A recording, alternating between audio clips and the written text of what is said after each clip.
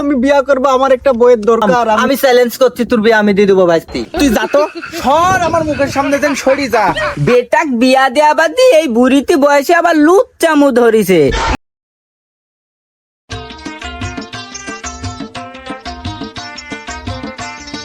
এই চুদির বেটা কতি যে গেছে, এত বড় ছেলি থাকতে আমাকে যে এতদিন কাজ করা লাগছে এই বয়সে। এই ছেলে কেডা ভাত দেয়? এই শালার বেটা শালা কখন আসার কথা, এতক্ষণ পর্যন্ত আসেনি।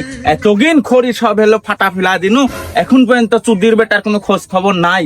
কতি যে গেছে আসতে লেগে, আজ খালি বাড়িতে এসে তারপরে তুই দেখছি। আব্বা আব্বা, তোমার কি করে বুঝাই? এই যে আবহাওয়া দেখিছো, এমন শীত লাগছে, আমাকে এই শীতে থাকতে পারছি নি খর। কি ঠান্ডা নাকি? ওরে সর্বনাশ করিস, এলাকার কোন শিয়াল কুত্তি কোনোটা বেচতে পারছে না এই ঠান্ডাতে। ভাবজান তুমি বেড়ে কে সংকট করিছে। যাও যাও যাও যাও, ঘরে যাও ঘরে যাও, ল্যাপ কম্বল গায়ে দিয়ে সব। দেখো তো, তুই কিছু তো বুঝাতে পারলো নি রে, মাথা মুতি সব পাবি। এই আমার কি ওই শীত আর লাগে? এই শীতের কথা তোমাকে কি করে বুঝাবো? তুমি বাপ মানুষ, তোমার সাথে এরকম ভাবে সব খোলাসা করে বুলা দাও বারবার। তোমার বয়স হয়নি, তুমি বুঝো না কিছু।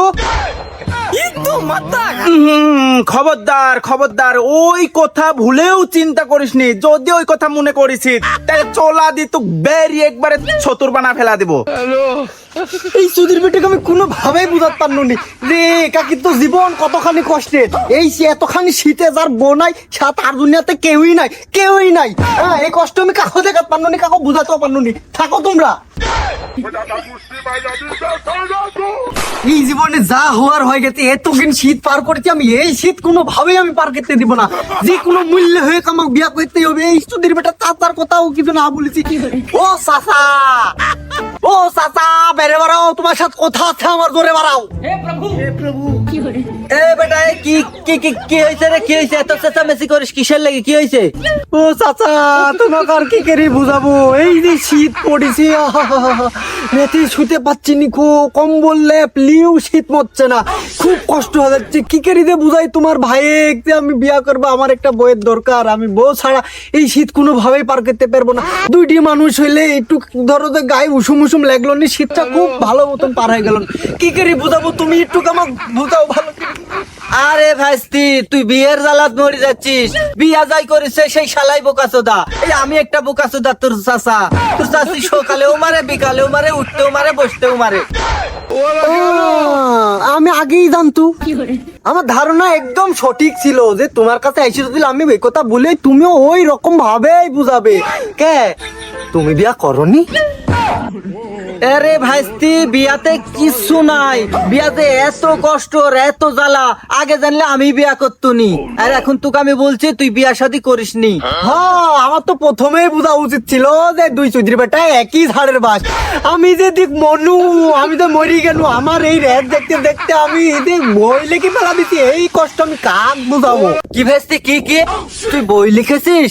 তুই কবি হয়ে গেছিস? তোর কবিতাটা কেমন তাহলে তো আমাকে শুনতে হয়। আর কবিতা শুনি যদি ভালো লাগে তাহলে তোর বিয়া কনফার্ম। আমি চ্যালেঞ্জ করছি, তোর বিয়া আমি দিয়ে দেবো ভাইস্তি। আমি রাত জাগিয়া স্বপ্ন দেখি, বাবা দিল না তো বিয়ে। আর কতকাল চলবো এই নিঃসঙ্গ জীবন নিয়ে? শীতের রাজ্যে কত কষ্টে কাটে সে একমাত্র বেসেলারই জানে। চাচা তোমার ভাই তো বুঝলো না আমার কথার মানে। বিয়ে করার গর্জন, পৃষ্ঠা নাম্বার সুদলিং পং।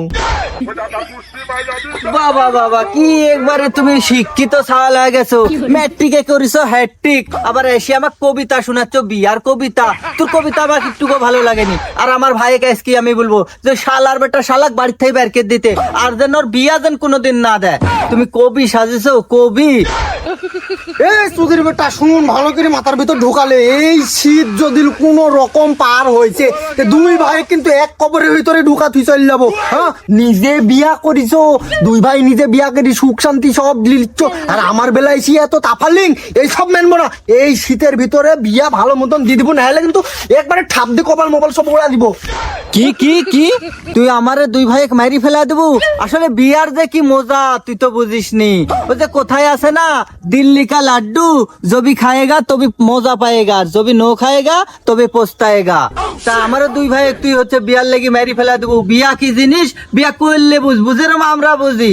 আমার একটু চাষি উঠতেও মারে বসতেও মারে, কি যে কষ্টে আছি, আহা হা, এই কষ্টের কথা আর বুঝাতে পারবো না।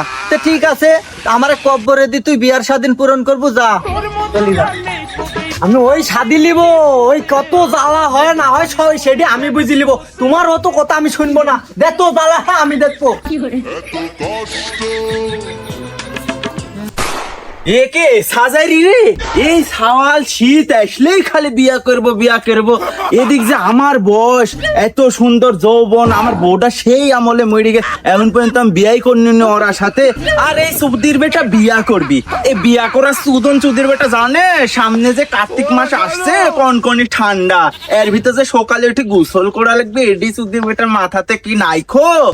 এই ভেস্তি থামে তো, কি চাচা? এই যে তো জালি চোখ দিয়ে আমাকে একটু দেখতো পুত্থার নিচ পর্যন্ত।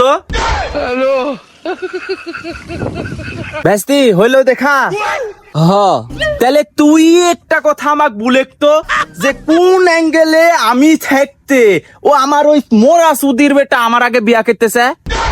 ওলো চাচা, তুমি মরি গেলে কি তোমার বেটা বিয়া করবি? এই সুদির বেটা, এই সুদির বেটা আবার আমার কথাই বুঝে না, সুদির বেটা। না, তোমার কথা আমি বুঝিনি। বেটাক বিয়া দেয়া বাদি এই বুড়িতে বয়সে আবার লুচ্চামু ধরিছে। আবার আমাকে বলছে একটু দেখতো ভেস্তি। এই চুদির বেটা, তুমি আমার বেটা টান টানছো, মানে চুদির বেটা তুমি ওকে বিয়া করবে করবে ভাবলিস? চাচা, তুমি কি বুঝবে বাড়া, একাকিত্ব জীবন যে কি কষ্টের আমারে মতন ছালপালি জানে না, আমি ওই জীবন পারি করিনি। এ যে ক্যালকিয়াম মায়ের প্যাঠান পণ্যু, তুই যা তো, সর আমার মুখের সামনে যেন সরি যা। তোর সামনে দাঁড়া আমার মেজাজটা একবারে হট হয়ে গেল, আমি আর থাকতে পারনই নি তোর কাছে। তোদের একটা মেজাজটা আরো গরম করে ফেলা। तारा किस्मत दा